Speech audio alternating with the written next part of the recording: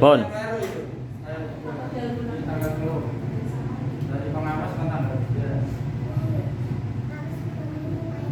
Pon, Pak.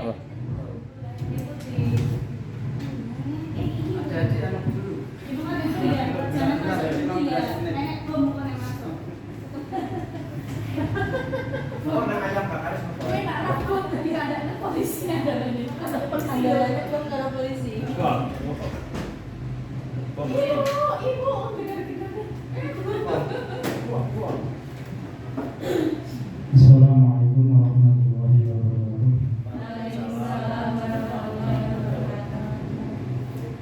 Kepada Bapak Ibu guru yang kami hormati, pada kesempatan siang hari ini saya selaku kepala sekolah pada kesempatan ini akan menyampaikan yaitu tugas dari bagian dari PMM, yaitu observasi kepala sekolah dalam pengelolaan kinerja kepala sekolah di SD Negeri 3 Grobogan.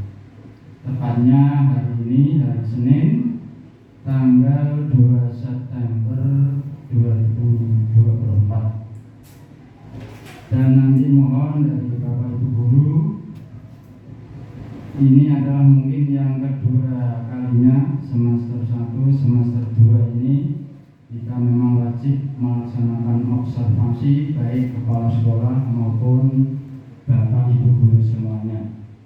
Tetapi untuk observasi Bapak Ibu guru dilaksanakan setelah kepala sekolah mengadakan observasi yang diadakan dari pengawas sekolah.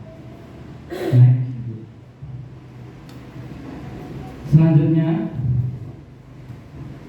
kami dalam menyampaikan presentasi pada siang hari ini dengan berpedoman pada aturan baku, yaitu secara konkret dan struktur dan mudah dipahami. Insya Allah nanti tidak panjang lebar, tapi Bapak Ibu guru mudah memahami dan bisa melaksanakan.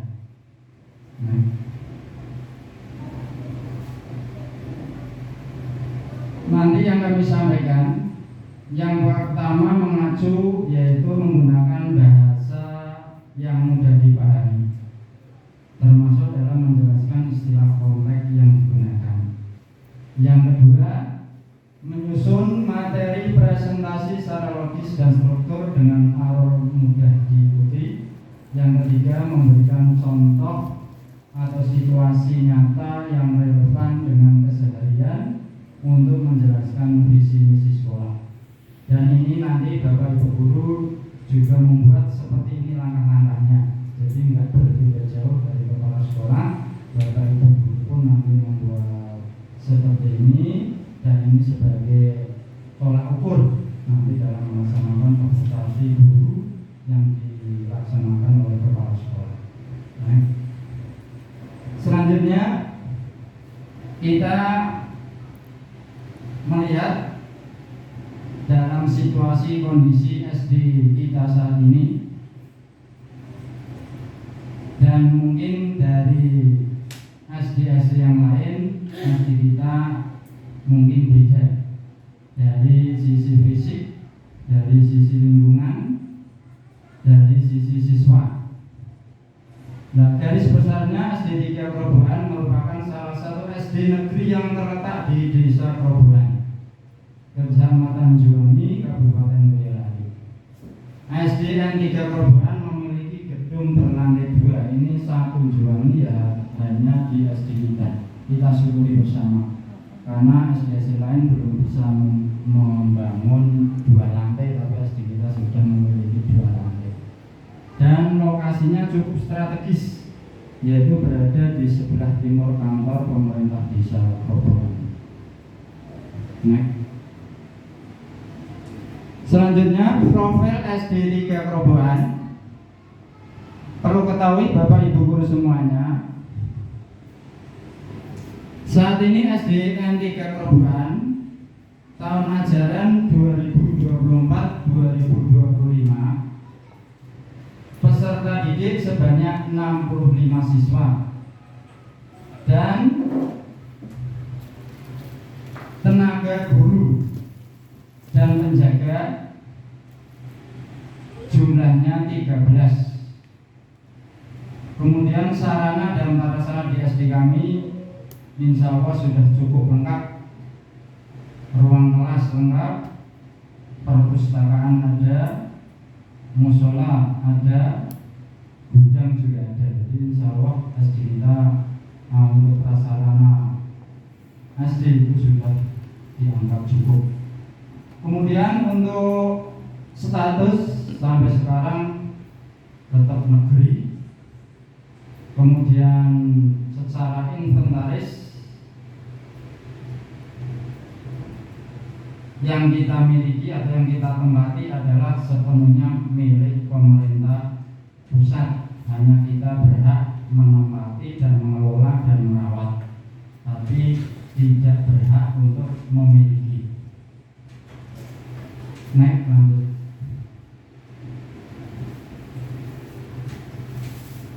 Visi SD 3N, visi SDN 3 Grobogan secara umum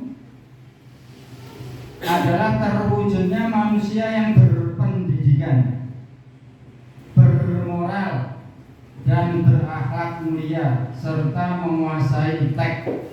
Jadi garis besarnya visi kita secara umum Bapak Ibu guru harus berpedoman ini. Jadi nggak boleh keluar dari visi ini. Jadi masing-masing SD visinya mungkin berbeda-beda.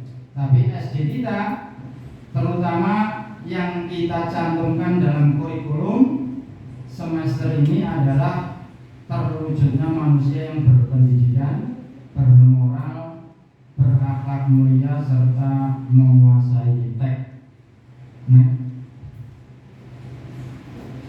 Selanjutnya untuk mencapai visi perlu ada misi. Misi SDN 3 Grobogan. Di antaranya ada 7 indikator yang harus dilakukan dari kepala sekolah sampai Bapak Ibu guru semuanya. Jadi 7 indikator ini wajib kita laksanakan untuk mencapai visi yang sudah kami sebutkan di awal. Yang pertama, berpartisipasi aktif dalam mencerdaskan anak bangsa. Berpartisipasi aktif, jadi ini garis besarnya. Jadi harus aktif, baik guru ASN maupun non ASN. Jadi nggak ada perbedaannya. Kalau sudah masuk di lembaga pendidikan, sama-sama memperjuangkan visi misi. Nggak ada perbedaan gitu guru ASN atau guru non ASN. Jadi harus tetap aktif dalam kegiatan apapun untuk menjunjung tinggi atau mencapai tujuan visi misi SD tersebut. Yang kedua, melaksanakan pengelolaan pendidikan secara optimal dan profesional. Jadi ini sudah jelas, memang pendidikan itu harus dilaksanakan secara maksimal, tidak boleh setengah-setengah.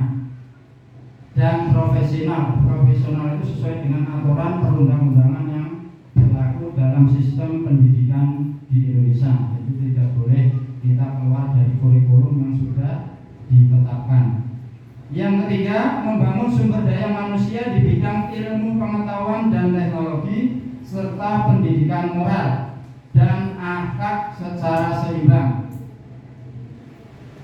Jadi indikator yang ketiga, membangun sumber daya manusia di bidang ilmu pengetahuan. Semua guru sekarang sudah wajib memiliki pendidikan minimal S1. Kemudian dituntut lagi adanya PPG. Kemudian adanya guru bersertifikat profesional. Nah, ini banyak hal yang harus dipenuhi dari aturan-aturan pemerintah, yaitu untuk menunjang biar sumber daya manusianya atau terutama guru-gurunya itu bisa melaksanakan tugas secara maksimal. Kemudian yang keempat, mengembangkan potensi anak didik sesuai dengan bakat dan keterampilan. Jadi Bapak Ibu guru, untuk mencapai visi kita dianjurkan jangan melupakan adanya partisipasi lomba-lomba di tingkat kecamatan. Ini adalah salah satu termasuk mengembangkan potensi anak yang ada pada diri anak. Jadi walaupun kita mengeluarkan biaya dan tidak mendapatkan juara, tapi setidaknya sudah melatih dan mendidik anak untuk tampil di muka umum. Jadi kita memang mengembangkan potensi, tidak sekaligus bisa berprestasi. Setidaknya kita sudah berpartisipasi dan sudah meningkatkan yaitu adanya potensi anak di tingkat kecamatan. Yang kelima yaitu mengutamakan kerjasama dalam menyelesaikan tugas kependidikan dan keguruan. Jadi kita untuk mencapai visi itu wajib kerjasama, baik kepada masyarakat, kepada pemerintah desa, kepada komite sekolah, itu harus sinergi dan saling berkolaborasi. Jadi dapat menyelesaikan tugas kependidikan di sekolah kita. Tanpa kerjasama, sekolah kita juga tidak akan berjalan secara maksimal. Yang keenam, melestarikan dan mengembangkan olahraga seni dan budaya. Alhamdulillah untuk mencapai visi SD kita sudah melaksanakan pengembangan di bidang olahraga, ya, baik yang akademis maupun ekstra di luar akademis. Jadi untuk pengembangan baik olahraga seni dan budaya ini sudah berjalan dengan baik. Yang ketujuh yaitu mengembangkan pribadi yang cinta tanah air. Nah, ini seperti kemarin sudah kita praktekkan aksi nyata dalam memperingati hari ulang tahun kemerdekaan. Jadi anak-anak tidak kita biarkan begitu saja, tapi praktek langsung untuk mempraktekkan bagaimana caranya kita menunjukkan cinta tanah air. Betapa beratnya perjuangan, sekelas mencari hadiah saja sudah berat. Itu hanya gambaran anak-anak untuk meraih prestasi atau perjuangan, ya. Itu termasuk lomba 17 adalah menggambarkan betapa beratnya untuk mencapai prestasi atau kemenangan. Nah, jadi secara umum kembali lagi kami simpulkan bahwa tujuan SD 3 Kerobohan dari hal-hal atau indikator-indikator yang kami sebutkan tadi, Bapak Ibu guru kembali kepada tujuan secara umum ini, ya. Tujuan secara umum ini memang harus kita pegang terus untuk SD kita, yaitu menjadikan generasi manusia yang berpendidikan. Jadi kita harus berkembang terus, terutama di lingkungan Kerobohan, ya. Jadi menjadi generasi Kerobohan yang berpendidikan, jangan sampai putus dalam mengejar pendidikan. Kemudian bermoral. Nah, ini ya, yang paling berat itu mendidik hal yang baik, terutama masalah moral. Karena moral itu harus didukung secara maksimal, terutama ilmu agama, ya. Moral dan akhlak itu tidak bisa dipisahkan. Pedoman dasar adalah pendidikan agama. Nah, makanya untuk kegiatan ekstra kita sudah melaksanakan secara maksimal, baik kegiatan sebelum pelajaran, terus setelah pelajaran itu ada kegiatan berjamaah. Ini secara otomatis adalah melatih anak biar memahami pentingnya ilmu agama, ya. Jadi ilmu agama itu harus diunggulkan. Karena apa? Bisa membentuk manusia yang bermoral dan berakhlak mulia. Tanpa agama mungkin murid-murid kita tidak akan sampai kepada tujuan namanya anak bermoral dan berakhlak mulia. Sehingga mari kita bersama-sama Bapak Ibu guru dan lingkungan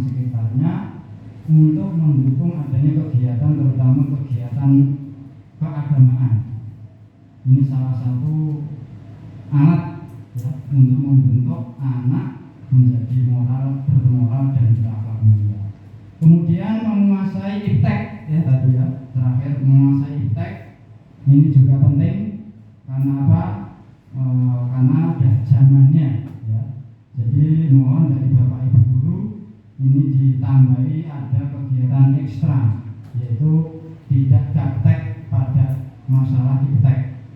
Jadi anak-anak dari dini dikenalkan setidaknya laptop, komputer, operasional yang sederhana, itu nanti pas kelas 5 itu tidak gagap ya, pas ujian itu.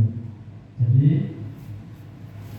bisa dikembangkan dari kelas 1 ya, dikenalkan dulu kelas 1, kelas 2, kelas 3, kelas 4 nah, terutama itu. Jadi nanti kelas 5 sudah tidak canggung lagi dalam operasional, yaitu namanya laptop atau komputer. Nah, selanjutnya ini adalah gambaran kegiatan di SD kita, SDN 3 Kerobokan, yang sudah kita praktekkan setiap hari, setiap minggu, setiap bulan. Insya Allah ini akan membentuk manusia yang bermoral dan berakhlak mulia. Memang tidak ringan beban kita, berat. Yang paling berat lagi adalah yaitu secara agama namanya istiqomah, ajib ya, rutin. Kegiatan rutinitas itu penyakitnya adalah bosan. Nah, cara menghilangkan bosan memang kita harus banyak-banyak mencari solusinya biar nggak bosan. Yang pertama kegiatan Asmaul Husna dan hafalan juz amma. Ini aksi nyata yang sudah kita laksanakan. Kemudian sholat duha, sholat zuhur berjamaah. Kemudian ekstra kurikuler pramuka. Selanjutnya ada kegiatan-kegiatan sebelum pelajaran dimulai, yaitu 15 menit sebelum pelajaran itu ada kegiatan literasi, membaca buku, atau kemarin sudah diterangkan yaitu penularan atau menggabungkan adanya materi-materi buku antara materi pokok pelajaran dengan materi-materi buku yang ada hubungannya dengan pelajaran. Jadi anak-anak harus ditingkatkan, terutama memang masalah literasi dan numerasi. Nah, ini penting sekali. Yang kedua yaitu rutinitas atau kegiatan yang sudah kita laksanakan, yaitu hafalan juz amma dan asmaul husna setiap pagi sebelum pelajaran. Kemudian upacara bendera setiap hari Senin. Ini adalah terutama melatih anak untuk berdisiplin. Kemudian kegiatan rutin sholat duha dan sholat zuhur berjamaah. Kemudian pembiasaan.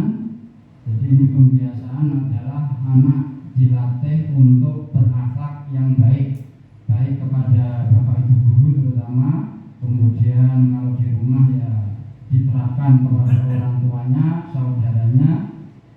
Nah, ini pembiasaan membentuk akhlak anak yang mulia.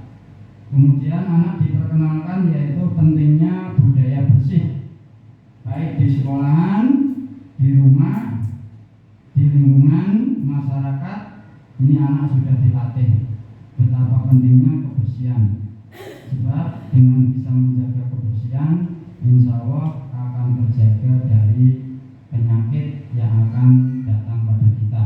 Sehingga bapak ibu guru ini sudah melatih anak betapa pentingnya menjaga kebersihan lingkungan.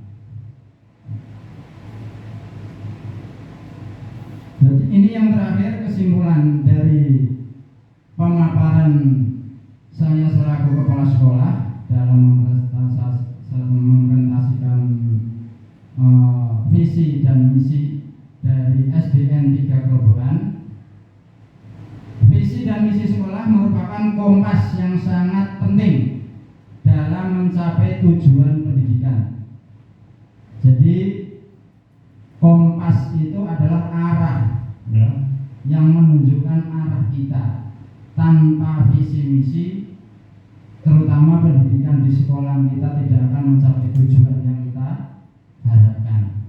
Sehingga mari untuk Bapak Ibu guru kita dukung bersama, dari saya selaku kepala sekolah, kemudian didukung dari Bapak Ibu guru, kemudian dari komite sekolah dan masyarakat secara umum untuk mendukung adanya visi misi yang sudah kita tetapkan bersama. Kemudian semua pemangku kepentingan harus bersinergi.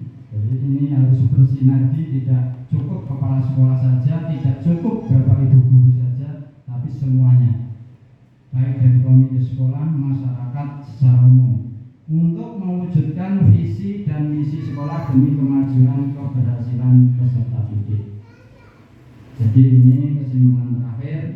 Semoga apa yang saya utarakan pada siang hari ini untuk terutama untuk kepentingan SD kita, semoga menjadi harapan atau tumpuan masyarakat terutama di lingkungan desa Grobogan, sehingga dengan menjunjung tinggi atau melaksanakan betul-betul visi misi ini, insya Allah SD kita akan semakin maju dan akan semakin disayangi dari lingkungan sekitarnya. Terima kasih. Mungkin ini observasi semester 2. Mungkin untuk tahun-tahun ke depan sudah tidak visi misi lagi, tapi mungkin materi atau tema yang lain. Saya kira untuk visi misi setahun ini memang harus kami sampaikan karena betapa pentingnya visi misi biar sampai kepada Bapak Ibu guru semuanya dan masyarakat sekitarnya. Demikian, dan sekali lagi apabila kami dalam menyampaikan pemaparan ini ada kekurangannya, kami mohon maaf yang sebesar-besarnya. Kami akhiri, wassalamualaikum warahmatullahi wabarakatuh.